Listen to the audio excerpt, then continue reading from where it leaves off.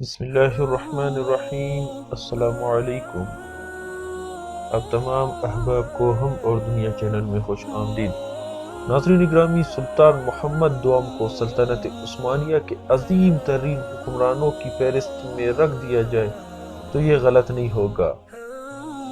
آپ کو فاتح کا لقب قسطنطنیہ استنبول فتح کرنے کی وجہ سے ملا۔ سلطان محمد فاتح سلطنت عثمانیہ کے 7ویں سلطان تھے۔ ناظرین اکرامی، آج کی ہماری ویڈیو سلطان محمد فاتح کے بارے میں ہے۔ آگے جانے سے پہلے آپ تمام دوستوں سے ریکویسٹ کرتا چلوں کہ میرا چینل سبسکرائب کرے اور بیل آئیکن پر بھی کلک کرے۔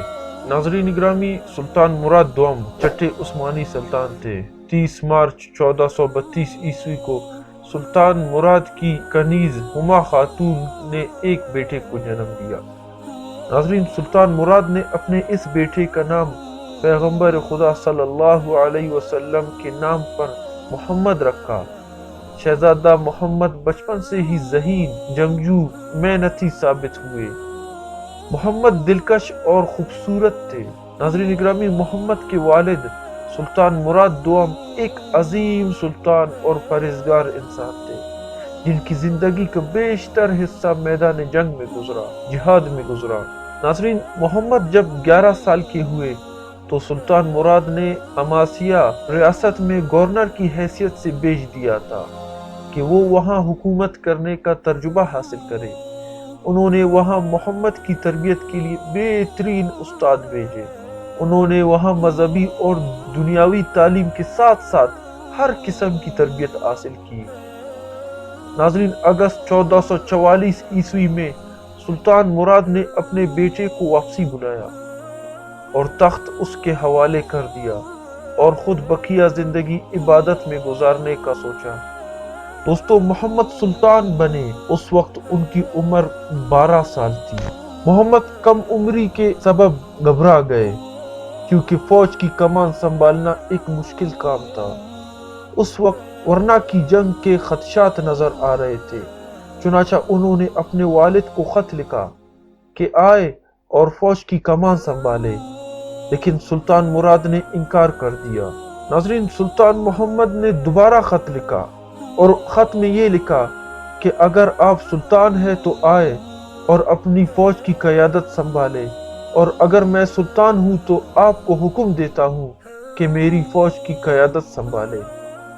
ناظرین، سلطان مراد واپس آئے اور 1444 کے آخر میں ہونے والی جنگ ورنا میں عثمانی افواج کی قیادت کی۔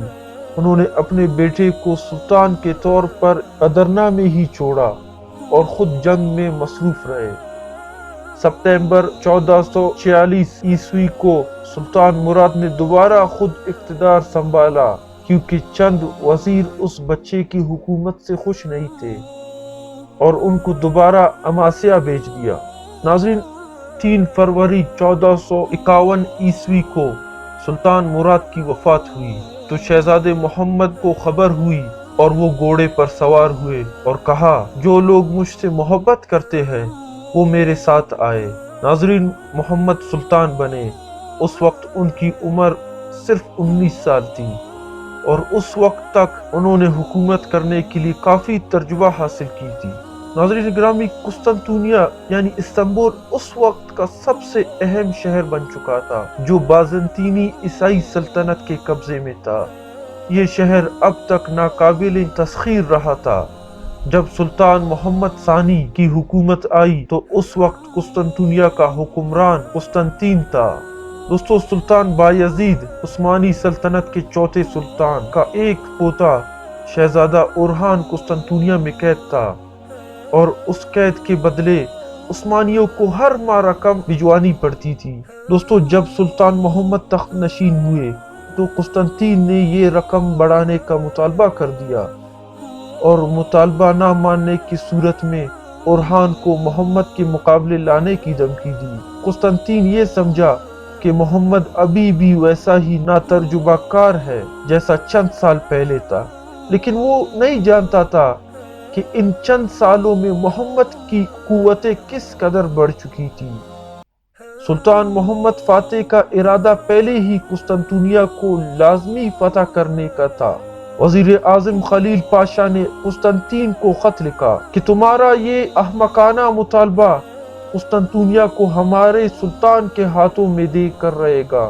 یورپ میں اورہان کے سلطان ہونے کا اعلان کرو، اور اگر تم چاہو تو انگری کو اپنی مدد کے لیے بلا لو۔ جلد تمہیں بازنطینی سلطنت کا خاتمہ نظر آئے گا۔ ناظرین گرامی، قسطنطنیہ ایک نہایت اہم شہر تھا۔ آپ یوں سمجھ لیں کہ اگر مسلمانوں کو یورپ میں فتوحات کرنی تھی تو قسطنطنیہ اس کا دروازہ تھا، لیکن یہ شہر فتح کرنا بے حد مشکل کام تھا۔ اس شہر کی فصیلیں بے حد مضبوط تھی۔ اس کی ایک طرف خشکی اور باقی جانب سمندر ہونے کی وجہ سے بھی مشکلات تھی۔ بے شمار لشکر آئے، اس شہر کی دیواروں سے ٹکرا ٹکرا کر واپس چلے گئے۔ قسطنطنیہ کے بارے میں مشہور ہو گیا کہ یہ شہر فتح ہی نہیں ہو سکتا، پر نبی کریم صلی اللہ علیہ وسلم نے اپنی زندگی میں فرمایا تھا، یقیناً تم قسطنطنیہ فتح کر لو گے، اور وہ امیر بھی کیا باکمال ہوگا، وہ لشکر بھی کیا باکمال ہوگا۔ یہ حدیث مسند امام احمد بن حنبل جلد نمبر 6 صفحہ نمبر 225 کی ہے۔ ناظرین اکرامی، اس حدیث مبارکہ کی وجہ سے مسلمان اس بات پر پختہ تھے کہ ہم قسطنطنیہ کو فتح کر لیں گے۔ یقیناً ہر خلیفہ، ہر سپہ سالار اور ہر سلطان کی خواہش رہی ہوگی کہ وہ قسطنطنیہ فتح کر لے اور خوش نصیب کہلائے۔ اس لیے یہ شہر بہت اہم بن چکا تھا۔ بہت عملے ہوئے، لیکن یہ کام سلطان محمد فاتح نے سر انجام دیا۔ بازنطینی سلطنت کی تاریخ میں قسطنطنیہ کے کم از کم 24 معاصرے ہوئے ہیں۔ مسلمانوں نے اس شہر کا پہلا بڑا معاصرہ 674 عیسوی میں اموی خلیفہ حضرت امیر معاویہ بن ابو سفیان رضی اللہ تعالی عنہ کے دور میں کیا۔ اس سے پہلے بھی اس شہر پر مسلمانوں کے حملے ہو چکے تھے۔ ناظرین گرامی، عثمانیوں نے اس شہر کے 3 معاصرے کیے، جن میں پہلا معاصرہ 1396 عیسوی میں کیا گیا، جو سلطان بایزید کی قیادت میں ہوا۔ تاہم تیموری حکمران امیر تیمور بیگ صاحب قرن کی سلطنت عثمانیہ کے مشرقی حصوں پر حملوں کے باعث بایزید کو یہ معاصرہ اٹھانا پڑا۔ تیمور اور بایزید کا ٹکراؤ انقرہ کے قریب ہوا، جس میں بایزید کو شکست ہوئی۔ اور ناظرین، دوسرا معاصرہ 1422 عیسوی میں عثمانی سلطان مراد ثانی یعنی محمد فاتح کے والد نے کیا۔ تاہم بازنطینی شہر کا دفاع کرنے میں کامیاب رہے۔ اس کے بعد 1453 عیسوی میں شہر کا آخری معاصرہ سلطان محمد فاتح نے کیا، اور الحمدللہ آج تک یہ مسلمانوں کے ہاتھ میں ہے۔ ناظرین گرامی، در حقیقت سلطان محمد نے تخت نشین ہوتے ہی قسطنطنیہ پر حملہ کرنے کی تیاریاں شروع کر دی۔ یہ ان کا مقصد بن چکا تھا۔ سلطان محمد نے پہلے تمام باقی دشمنوں سے خطرہ ختم کیا، اور ایسے کہ انہوں نے امیر کرمانیہ سے صلح کر لی اور چند بغاوتیں تھے ان کو ختم کیا، اور 3 سال کے معاہدے پر ہونیاڈے سے بھی صلح کر لی۔ یوں سلطان محمد کو اطمینان ہو گیا کہ وہ سکون سے قسطنطنیہ پر توجہ دے سکیں گے۔ ناظرین، پہلا کام سلطان محمد نے یہ کیا کہ قسطنطنیہ سے تقریباً 5 میل کے فاصلے پر ایک قلعہ تعمیر کروانا شروع کیا۔ اس قلعے کی تعمیر کے دوران ترکوں کی کئی چھوٹی لڑائیاں قسطنطین کے سپاہیوں کے ساتھ ہوئی، لیکن یہ بنتا رہا۔ یہ قلعہ 1452 عیسوی کو سردی کے موسم سے پہلے تیار ہو گیا۔ باسفورس اب عثمانیوں کے قبضے میں تھا۔ کوئی جہاز سلطان محمد فاتح کی اجازت کے بغیر نہیں گزر سکتا تھا، تو اب سلطان محمد نے باقی تیاریوں پر توجہ دی۔ اترنا میں سلطان محمد نے 1.5 لاکھ فوج اکٹھی کی، لیکن صرف فوج کی تعداد ہی اس شہر کو حاصل نہیں کر سکتی تھی، چند مزید انتظامات بھی ضروری تھی۔ یہ شہر مثلث نما تھا، جس کے 2 اطراف سمندر تھا، تو زمینی افواج صرف ایک طرف سے حملہ کر سکتی تھی، لیکن یہ حصہ کافی مضبوط تھا۔